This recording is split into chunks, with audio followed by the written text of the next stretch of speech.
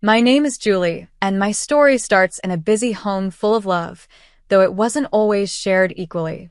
Growing up, our house was filled with laughter, crying, and the sound of little feet.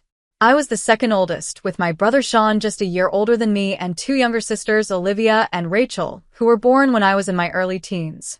From a young age, I learned how to be responsible. While other kids played, I was in our small kitchen helping Mom with dinner or taking care of Olivia and Rachel. It wasn't always easy, but it taught me a lot about kindness and hard work. Our parents, Dennis and Diane, worked hard. Dad had long hours at the local factory, and Mom balanced part-time jobs with taking care of the house. We weren't rich, but they made sure we had food and a home. However, I couldn't help but notice that Sean seemed to get special treatment from our parents. "Sean's the oldest," Dad would say proudly, ruffling his hair. "He's carrying on the family name." As we grew up, the difference became clearer. When Sean graduated from high school, he got a car. When I graduated, I got a card and a promise to help with college. It wasn't that I wasn't loved, but the favoritism was obvious, and it shaped the way things worked in our family. Olivia and Rachel looked up to me a lot, almost like I was their second mom. I took that role seriously, wanting to be the best example I could for them. When I finished high school, I focused on going to college. My parents, as promised, had saved some money for our education. It wasn't enough to cover everything, but it was a good start. I chose to study finance, hoping it would lead to a steady job. It was just as tough as I expected, with long nights studying in the library, but I faced every challenge with determination. I helped Mom with house chores even though I had a lot of work. I always made time to call home. Mom would catch me up on the family news, Dad would greet me with a quick hello, and my sisters would fight over who got to talk to me first. I didn't hear much from Sean directly usually. Mom would tell me about him. He had started working at a local company and wasn't too interested in going back to school. Our parents, especially Dad, were proud of him. "Your brother's doing great in business," Dad would say during our rare chats. "He has a talent for it." I'd agree, even though it stirred a little competitiveness in me. But I reminded myself that life wasn't a race, and we each had our own journey. Over the years, I focused hard on my studies and part-time jobs, determined to make the most of the chance my parents gave me. Their financial help didn't cover everything, but it was a big support, and I was truly grateful. I knew they were making sacrifices to keep me in school, and I didn't want to let them down. Before I knew it, graduation day came. As I stood in my cap and gown, holding my diploma, I looked out at the crowd to find my family. There they were, Mom and Dad, smiling proudly, Olivia and Rachel waving excitedly, and even Sean was there, standing a bit off to the side with a small smile. After the ceremony, Mom gave me a tight hug, tears in her eyes. "We're so proud of you, honey," she said. Dad nodded and patted my shoulder, a little awkward but affectionate. "You've done well, Julie. Now it's time to make your mark in the world." We celebrated over dinner, and I told them about my plan to stay in the city and start my career. I had thought about moving back home, but the job opportunities in the city were too good to turn down. My new entry-level job at a financial firm meant long hours, so I couldn't visit home, often only on holidays and a few long weekends. But I kept in touch, calling regularly and sending my sister's care packages. Everything changed about 8 years after I first left for college. I was at home visiting and sitting in the kitchen with Mom, chatting over coffee when my phone rang. It was my boss. "Julie, I have some news," he said, sounding more serious than usual. "We're opening a new branch in your hometown, and I want you to lead it. It's a big promotion, but you'd have to move. Are you interested?" Without hesitation, I said, "Yes, I'm definitely interested." When I got the job offer in my hometown, my company said they would pay for an apartment, but Mom and Dad insisted I move back home. "Come on, Julie," Mom said. "It'll be just like old times." I couldn't say no. On my first day back, I walked into our old house, and it looked smaller than I remembered. Olivia and Rachel, now in their late teens, ran to hug me. Sean was living on his own and was already engaged. Later that night, after I finished unpacking, I sat with Olivia and Rachel in our old room. It felt nice to be home, listening to their stories and laughing together. "So, tell me about Sean's fiancée," I said. Olivia and Rachel exchanged a glance. "Her name's Evelyn," Olivia said slowly. She's different. Rachel nodded. Yeah, she's from a rich family. Her dad owns the company Sean works for now. Something in the way they said it made me curious. Different how? I asked, but they just shrugged and changed the subject. I decided to let it go for now. The next few weeks were busy with my new job, setting up the branch office. It was hard work, but I enjoyed it. In the evenings, I helped Olivia and Rachel with their homework or chatted with Mom while she cooked dinner. One Monday, we were all sitting around the table when the doorbell rang. Mom jumped up to answer it. It's Sean and Evelyn, she called out. I stood up, excited to see my brother and meet his fiancée. Sean walked in first, looking sharp in a suit. Behind him was a tall, slim woman with perfect hair and clothes that probably cost more than my rent. Evelyn looked around the house like it wasn't good enough for her. Oh, how quaint, she said, picking up one of Mom's knickknacks. I watched, confused, as Mom and Dad fussed over her, asking if she needed anything and apologizing for the smallest things. Olivia and Rachel stayed quiet, looking down. When Evelyn made a rude comment about Rachel's clothes, I couldn't stay silent. I pulled Olivia aside. What's going on? I whispered. Why is everyone letting her act like this? Olivia sighed. Sean works for her dad now. It's a big deal.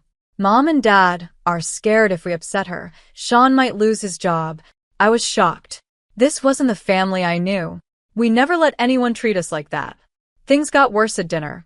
Evelyn started making snide remarks about my job and my clothes. I couldn't take it anymore. Look, I said, I don't know who you think you are, but in this house, we treat each other with respect. If you can't do that, maybe you should leave. The room went silent. Evelyn's face twisted in anger. She grabbed her purse and stormed out, and Sean followed, looking torn. As soon as they left, Mom and Dad turned on me. Julie, how could you? Mom cried. You know how important this is for Sean's. Dad looked disappointed and said, you need to control your temper. This could ruin everything for your brother. I couldn't believe what I was hearing. They kept begging me to apologize and be the bigger person. Finally, just to stop them from nagging, I agreed to try and make peace with Evelyn. The weeks flew by, and soon, Sean's wedding was all anyone could talk about. Evelyn took control of everything, bossing us around like she was planning a military event, not a wedding. She dragged us to endless dress fittings, insisting we buy expensive gowns to match the venue's style. When I suggested something cheaper, Evelyn just laughed. Oh, Julie, she sneered. We can't have you looking cheap at my wedding, can we? Next came the bachelorette party. Evelyn handed out a detailed schedule with mandatory activities and outfit changes. It was ridiculous, but Mom kept giving me pleading looks, so I stayed quiet. Then came the big shock. Evelyn wanted us to do a dance at the wedding. Not just a simple dance, but a full-on performance. It'll be the highlight of the reception, she gushed. You'll all look so cute. My stomach sank. I had injured my back years ago in a car accident, and dancing wasn't something I could do anymore. But I thought, how bad could it be? Well, it was pretty bad. I went to the dance studio, and the choreographer started talking about splits, lifts, and other wild moves. Evelyn was there, barking orders like a drill sergeant. Come on, ladies. Put your backs into it. I pulled out my phone, thinking I'd record the practice, but as I watched, I realized there was no way I could do this. It was way too much. Hold on, I said. This is crazy. We're not circus performers, Evelyn. I can't do these moves. Evelyn's face twisted with anger. What do you mean you can't? Of course you can. Stop being difficult, Julie. I stood my ground. No, I mean it. I have an old back injury, and this kind of dancing isn't possible for me. That's when Evelyn really lost it. She started yelling and throwing around insults. Then she hit me with, fine, if you won't dance, you owe Sean $10,000 as a wedding gift. It's only fair since you're ruining my special day. I was speechless. I looked at Olivia and Rachel, hoping they'd support me, but they just stared at the floor, clearly worried about what Mom had said earlier. That was it. I'd had enough. You know what, Evelyn? Keep your stupid dance. I'm out of here. I stormed out of the studio, my hands shaking as I held my phone, which was still recording the whole mess. I walked home, my mind spinning. What was I going to do now? How did things get so messed up? I burst through the front door, still angry from the dance rehearsal disaster. Mom and Dad were in the living room, and they could tell something was wrong. I told them everything: the impossible dance routine, Evelyn's crazy behavior, and the $10,000 demand. I expected them to be on my side, maybe even upset for me, but I got something completely different. Dad's face turned red. Julie, how could you? After everything we've talked about, this wedding is important for Sean's future. You need to apologize to Evelyn right now and agree to do the dance. I couldn't believe it. Apologize? For what? Having a back injury? Standing up for myself? Stop being so selfish, Dad shouted. This isn't about you. It's about Sean's happiness and success. So my happiness doesn't matter? I shot back. What about my health? The argument got heated quickly. We were yelling, and tears were shed, but I refused to give in to Evelyn's ridiculous demands. That's when Dad said something that stunned me. If you can't support your brother and his fiancée, then maybe you shouldn't be here at all. The room went silent. That night, I packed a bag, ignoring Mom's weak attempts to calm things down. The next day, I moved into the apartment my company had offered me earlier. It was small and empty, but at least it was mine. The wedding came and went, but I didn't go. I couldn't stand the thought of watching my family cater to Evelyn's every whim. I spent that day alone in my apartment, torn between anger and sadness. A few days later, my phone blew up with notifications. Evelyn had posted on social media, sharing a dramatic story about how I had tried to ruin her perfect day. She made herself look like the victim and painted me as the jealous, spiteful sister-in-law. The comments were even worse. Relatives I hadn't spoken to in years suddenly became experts on my life, calling me selfish and cruel. Even Olivia and Rachel liked the post, which hurt deeply. Soon the calls started. Aunts, uncles, cousins all telling me how disappointed they were and how ashamed I should be. Olivia tried to reach out once, sending me a text saying she missed me. But when I suggested we meet up, she backed off, saying Evelyn wouldn't like it. I didn't try again after that. I threw myself into my work, hoping to finish my project and leave this town behind, but things kept getting delayed. Problems kept coming up that needed my attention, and each delay felt like a twist of the knife. Months passed, and I settled into a lonely routine: work, home, sleep, repeat. I had almost gotten used to the quiet when my phone rang one night. It was Rachel, and her voice was shaky. Julie, can we talk? She asked. We met at a cafe far from anyone we knew. Rachel looked awful, dark circles under her eyes, hair a mess. The moment she saw me, she burst into tears. I'm so sorry, Julie, she sobbed. You were right about everything. Slowly, she told me the whole story. After the wedding, Evelyn showed her true colors. She had been treating Olivia and Rachel like servants, making them clean her house, cook, and do laundry, all without any pay. She says it's our duty as family, Rachel said bitterly. And Sean, he just goes along with it. He sees how she treats us and does nothing. I was furious. What about Mom and Dad? They can't be okay with this, I said. Rachel gave a hollow laugh. They think it's great. They say we're building character and strengthening family bonds. It's like they're brainwashed.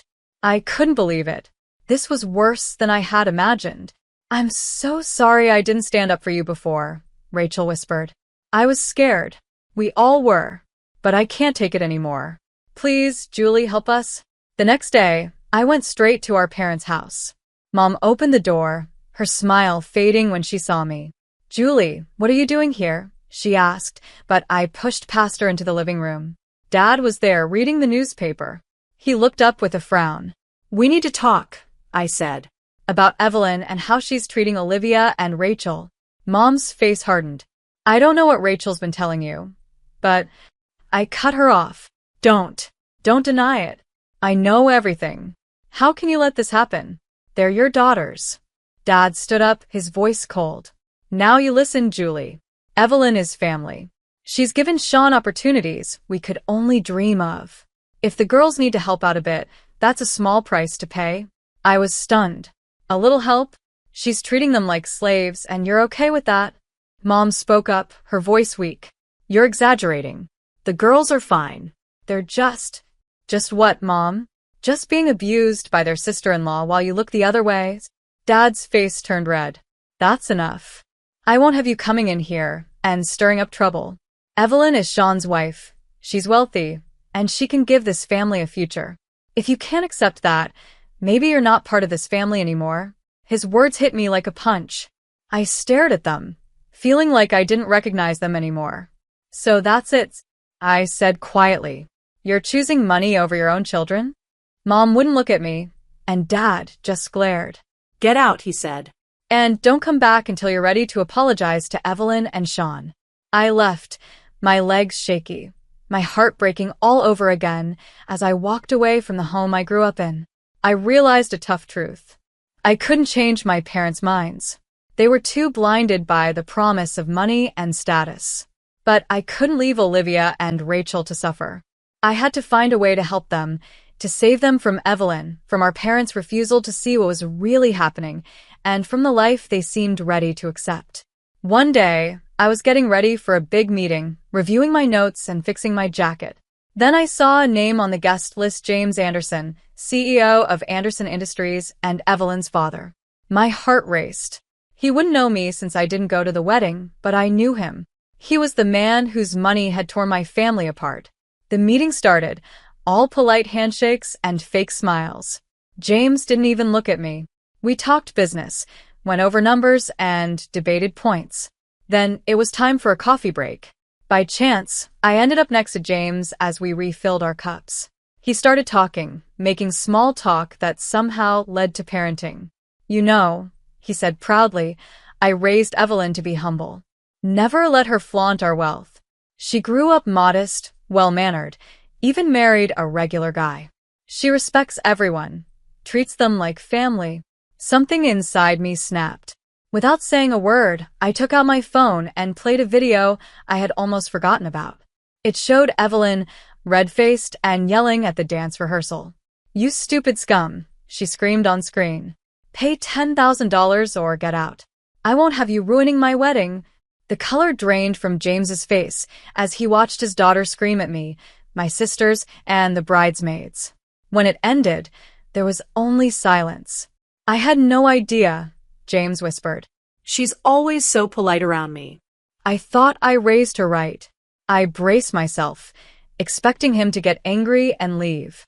Instead, he looked at me, pleading. Please tell me everything. So I did. I told him about the cruel comments, the way Evelyn forced Olivia and Rachel to work for her, and how she had turned my family against me. With every word, James seemed to age. I'm so sorry, he said when I finished. I failed as a father. Please, let me try to fix this. Before I could reply, he stood up and said, Come with me now. We drove to Sean and Evelyn's house in silence. James's knuckles were white as he gripped the steering wheel. When we walked inside, the scene was worse than I imagined. Olivia was wearing a maid's uniform, scrubbing the floors, while Evelyn lounged on the couch, barking orders. James lost it. Evelyn, what is the meaning of this?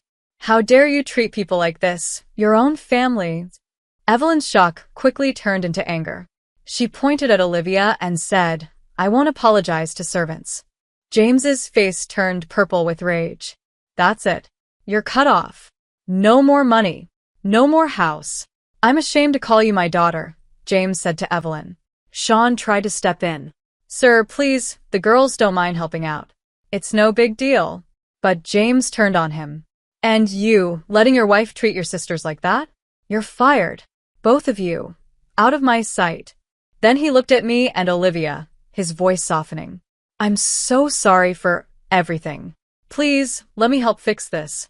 As we left, with Evelyn's angry screams fading behind us, I felt a mix of emotions: relief and vindication, but also sadness.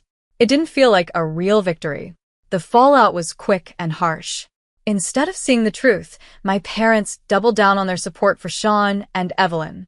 They were furious at me, blaming me for ruining Sean's easy life. How could you do this to your own brother? Mom cried over the phone. He had everything, and now it's gone because of you. Dad was even worse. You've always been jealous of Sean, he snapped. Well, congratulations, you've destroyed this family. Don't bother coming around anymore. You're not welcome. Their words stung, but I wasn't surprised. They had made their choice long ago, and it wasn't me or my sisters. I focused on finishing the project that had kept me in my hometown for so long. When it was done, I packed up my apartment and left without looking back. I found a new job in another city, eager for a fresh start. Months went by. I built a new life, made new friends, and tried to forget the family that had turned their backs on me. But I couldn't stop worrying about Olivia and Rachel. I sent them texts, but their replies were always short and distant. Then one rainy night, there was a knock at my door. I opened it to find Olivia and Rachel standing there, soaked and holding suitcases. Julie, Olivia said, her voice shaky. We need your help. Over cups of hot tea, they told me everything. Sean and Evelyn, now broke and without jobs, had moved back in with our parents. But instead of being humbled, Evelyn had become even more controlling. She treats the house like her personal kingdom, Rachel explained. And us? We're just her servants. Mom and Dad don't do anything, Olivia added. They're so afraid of Sean leaving that they let Evelyn do whatever she wants. My heart broke for them. Why didn't you tell me sooner? They looked guilty. We were ashamed, Rachel admitted. And scared. Evelyn threatened to make things worse if we contacted you. But we couldn't take it anymore, Olivia said. Please, Julie, can we stay with you? Just until we find jobs and a place of our own. I didn't hesitate. Of course, you can stay as long as you need. It wasn't easy at first. My apartment was small, and we all had to adjust to living together as adults. But over time, we found our rhythm and started to rebuild our lives. I helped them work on their resumes and practiced interview questions with them. We stayed up late, talking through all the years of hurt and misunderstandings. Weeks turned into months. Olivia got a job at a local bookstore, and Rachel started taking classes at a community college nearby.